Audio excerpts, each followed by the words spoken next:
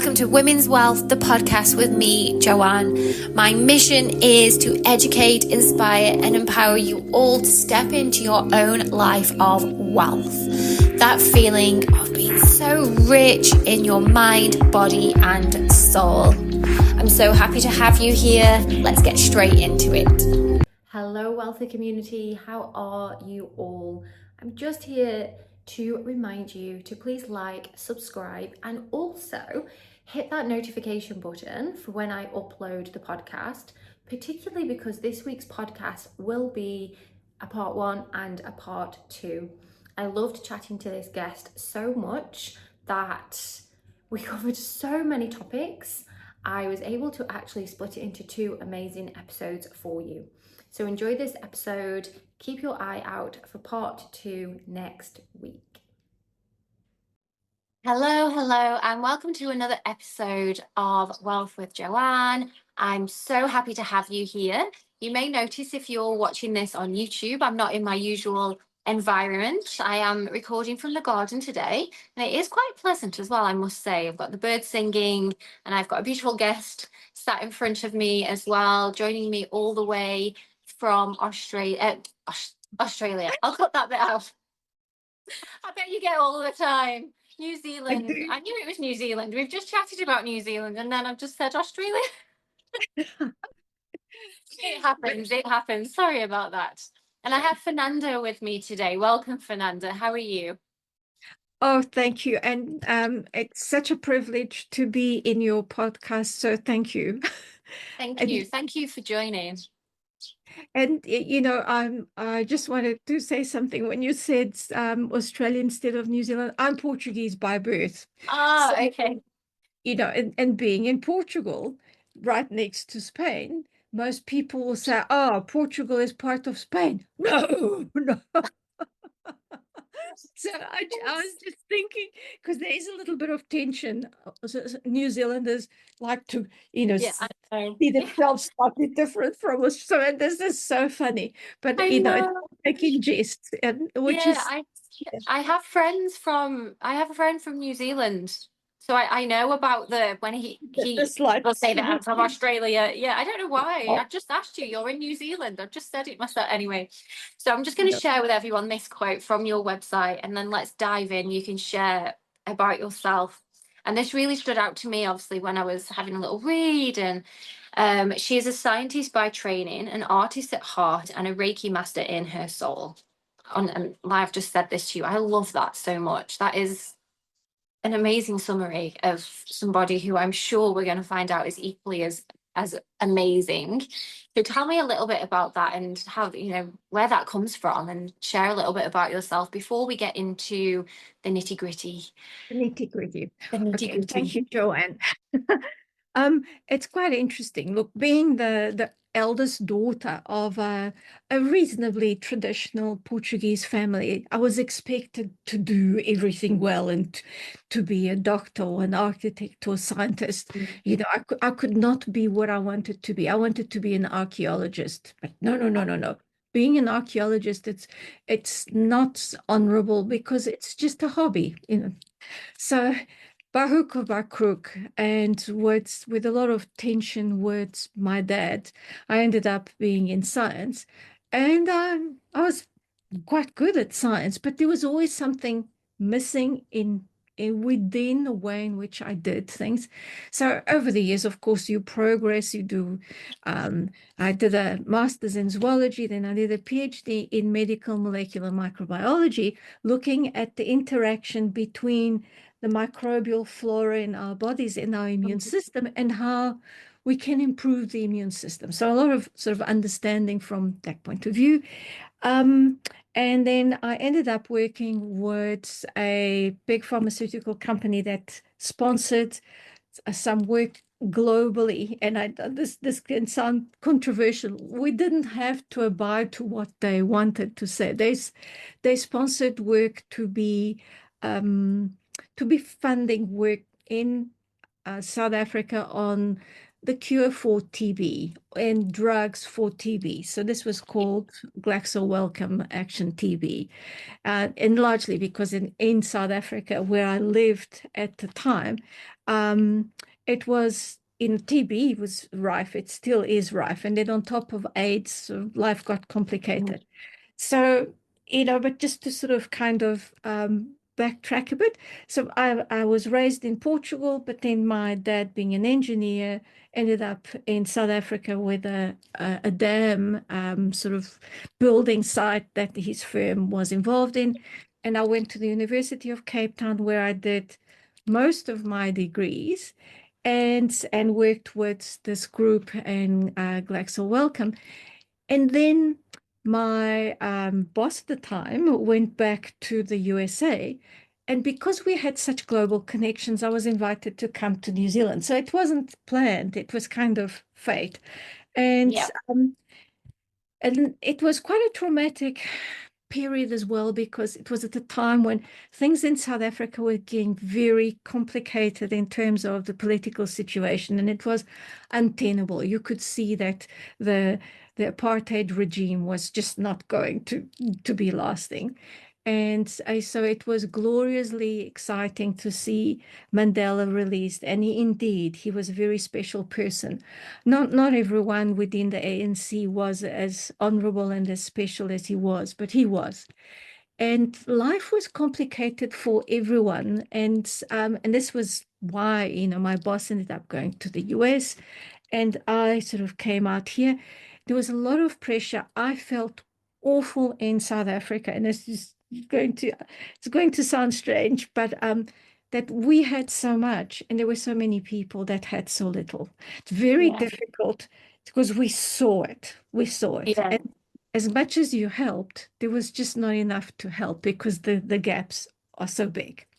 And when I came here to New Zealand, all of that pressure kind of lifted off.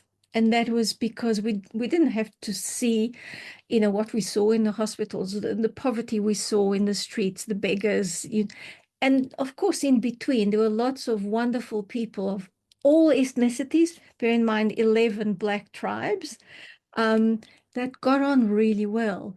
But it was at the same time very tense. So coming Yes. here, I felt quite a lot relieved, and I carried on with the science, similar kind of biotech and research on the interaction of pathogens and the immune system, and some cancer discovery work as well. And then I kind of felt that two things. One, there was a dream that I had from before that I couldn't do in South Africa because I felt awful. So I wanted to develop a skincare range that was quite simple, um, no fuss, just using good ingredients Yeah. to nourish the skin, to make you feel good, to honor yourself. But I couldn't do that in South Africa because how can I be thinking of something so frivolous as skincare when there are people that have no food? Yeah. It's it just didn't sit well. Whereas out here, being removed, I thought, oh, it's funny how distance plays with you. Yeah. And so I started thinking about that. And at the same time, I I suppose call it, I don't think it's a coincidence. It's more like synchro destiny. I came across someone who taught Reiki. And so she taught me Reiki 1, and then I did Reiki 2, and then I got really excited. I wanted to do symbols, Reiki with symbols. And so that's why I became a Reiki master. So now you see the dichotomy. So there's Yeah. this woman who is a scientist, a basic scientist, but she does Reiki as well. And then she's got this idea of creating skincare. And people were saying to me, oh, and they say, how can you do, these things together? And I'm thinking, why not? I mean, Yeah. we should be able to do what we shouldn't be restricted by the boxes that society dictates. You need to be Yes. a doctor or an architect or a technician or an engineer. surely you can do things in your own way. And it it was an interesting journey because at the same time as I'm saying, I want to liberate myself from these constraints, they weigh on me as well because they sort of, they gnaw. So Yeah. I've had to work through all of those just to feel free to say, yes, this is what I would like to do. And hence coming the artist, because one of the things that for me, I recognize I've been digging in the sand all my life. So even though I've been a scientist, I've been an archaeologist. The way I approach my science, the way I approach skincare is very different from what you would see normally. Like for instance, in skincare, you'll see the marketeers say, splash it on, splash it on. Why do you splash it on? Because they want you to buy more, so they sell more. And I'm thinking, this is nuts, absolutely nuts, because the more you sell, the more you waste. So we're now Mm. cutting trees, we're using more plants, we're using more containers, the landfills are growing. Why? Do we feel any better? And people just slap things on. How about thinking of skincare in a slow manner, just like there was a movement in the 80s about slow foods, the opposite of fast food. So Yeah. just enjoy what you have. You don't have to have a huge meal, but enjoy, recognize, be grateful, Yeah. and be cognizant of all the ingredients that you put into your products just as much as you do when you put into a pot for something that you're going to eat. Because your skin, in as much as it's a barrier, it's also very much a semi-permeable barrier. So things do get in to accumulate. And this was quite interesting because at the time, there were a number of studies that were coming out of potential association of breast cancer and the use of underarm deodorant, the aluminium containing. Yeah, I don't use it anymore at all.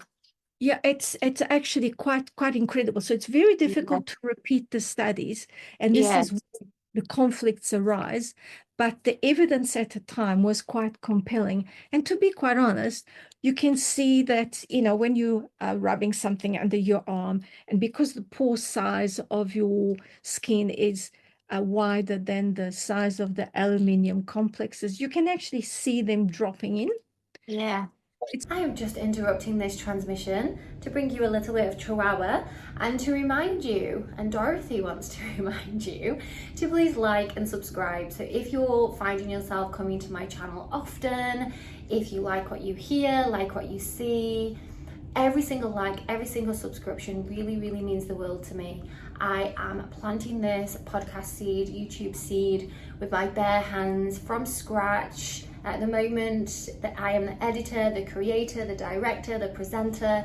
So every single little bit of support really means the world to me. It means that I can get on some more amazing guests, grow my podcast, grow my little YouTube studio, so that I can bring more of what you like to hear. So thank you, and yeah, get back to the episode.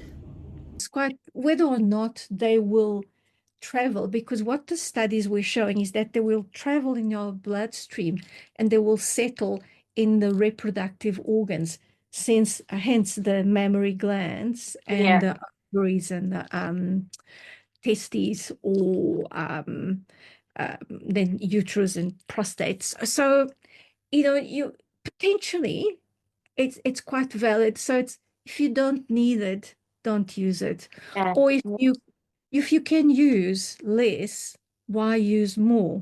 Yeah. Um, and so, but at the same time, when I launched my skincare range, I was saying to people, you don't need 6 or 7 products. You just need a few.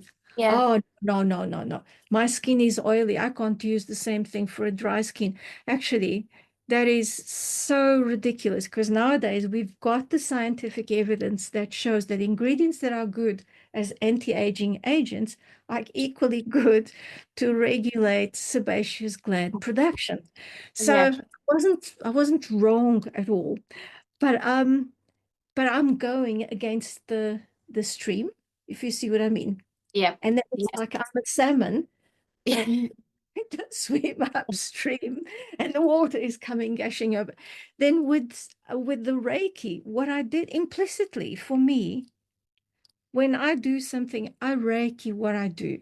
If I go into a meeting and I feel slightly uncomfortable, I do a Reiki bubble. I've got a Reiki bubble around me. People say, oh, that's just placebo.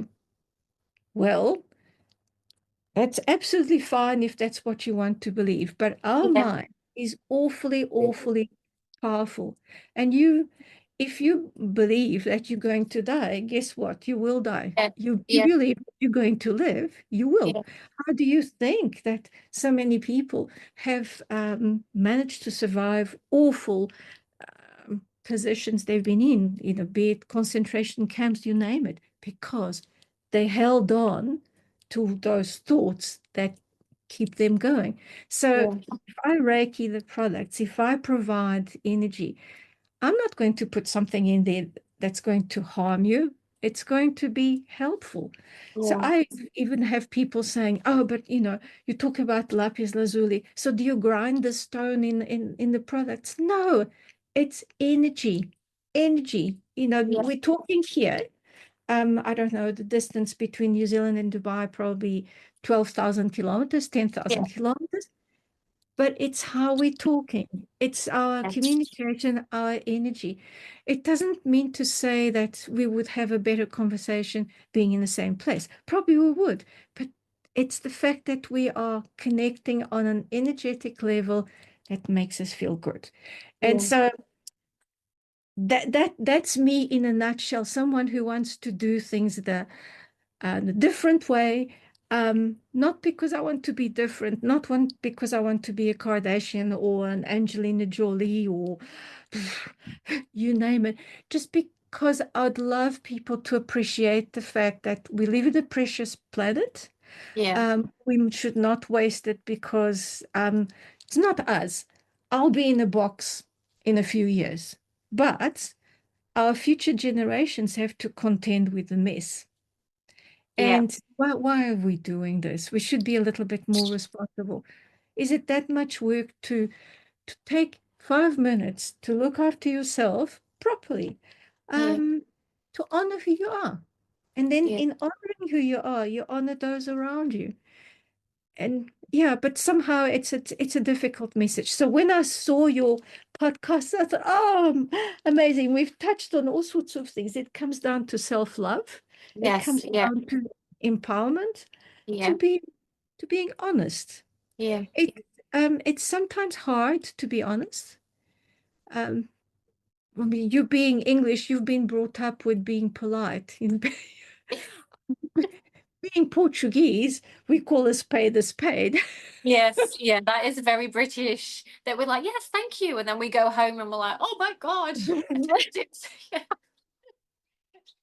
It's funny you should say that actually. My friend who she's British, she also lives in Dubai. She had her hair done yesterday at the hairdresser's and sent me a message because she got home and didn't like her hair and was panicking about complaining about the hair to the hairdresser. And we did have a full conversation, and I was like, you just need to tell her. And that's exactly what you've just, I was like, stop being, you do it in a polite way that you've got home and under the lights. And we were coming up with all of these different scenarios that, you know, however, in Portugal, you probably would say, no, you need to fix it. Yeah, absolutely. I don't like this. I mean, and the thing is, if you don't have the respect to be frank and honest with someone, you're actually betraying yourself. Yeah, yeah, And but on the other hand, I'll tell you something else where for me, I do the reverse.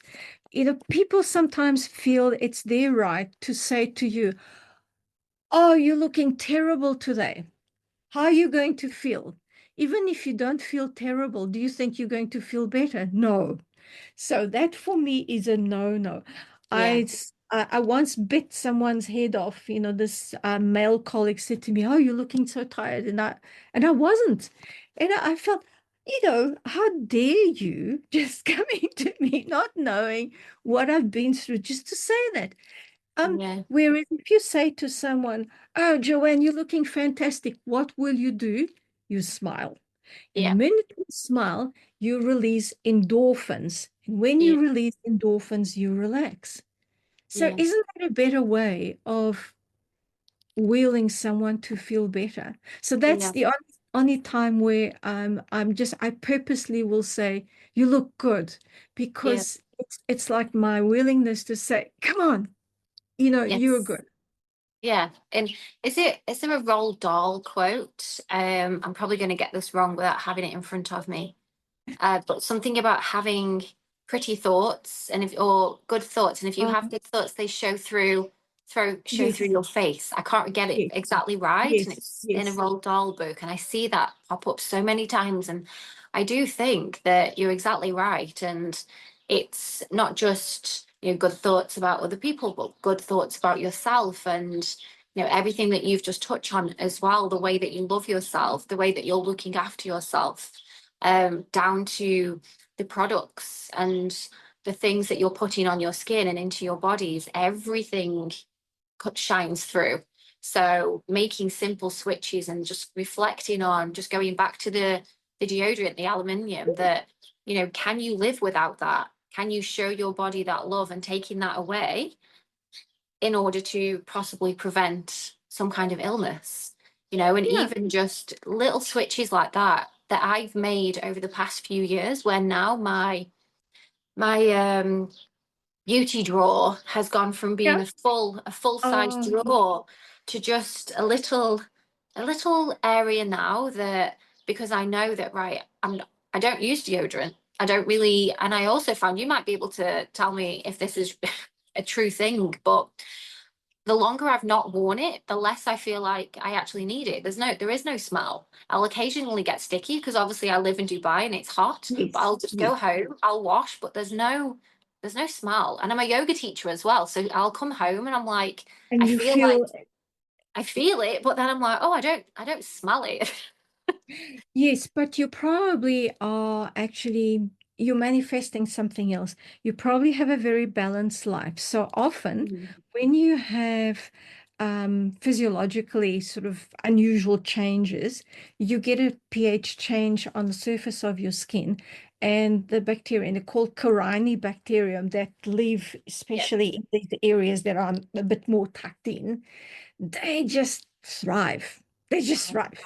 Okay. So, but if you well hydrated, you tend to be I mean, it's uh, even yoga teachers probably still get stressed every now and then. I Yes. mean, Yeah. I do yoga as well, but I mean, I Yeah. don't teach. I just go to a yoga class.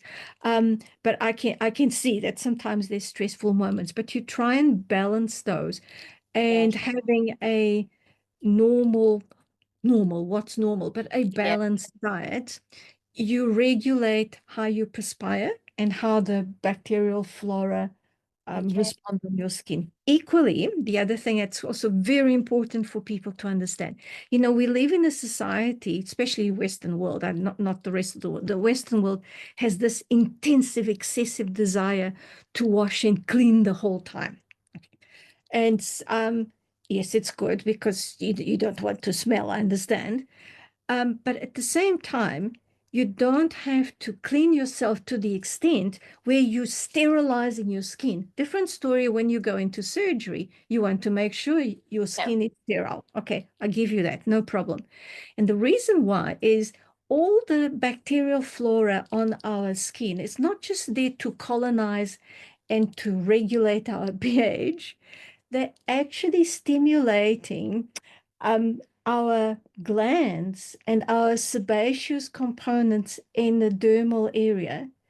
And the right balance of sebaceous control is because they're responding to what the microorganisms are doing.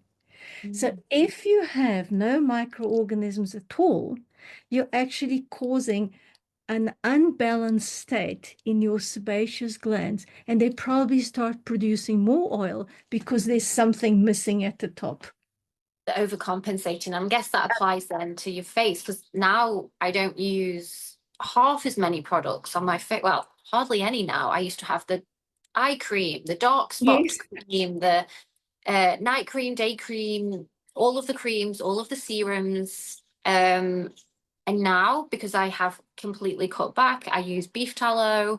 I use a couple of serums that are just, so I'll use the I can never say it. You're meaning hyaluronic acid. Hyaluronic acid, Yes, that's it. that is amazing, an amazing ingredient. Okay. Yeah, so I use that, my beef tallow, and that's it. And obviously SPF, but mineral SPF now as Yeah. well. And again, my skin is better than when I used to, and I've never really been a big makeup wearer. But I was big. My friends used to say, you should have a YouTube channel with all your skincare, because I used to, like, I was marketer's dream. I would buy it. So I'm like, oh yeah, I'll buy it. It does that. So Right. I would have this Yes. huge collection. And now it's bare minimum, and I'll mix essential oils in there, depending on what, a bit of Yes. frankincense, geranium, and that's it. And my skin's And never been better.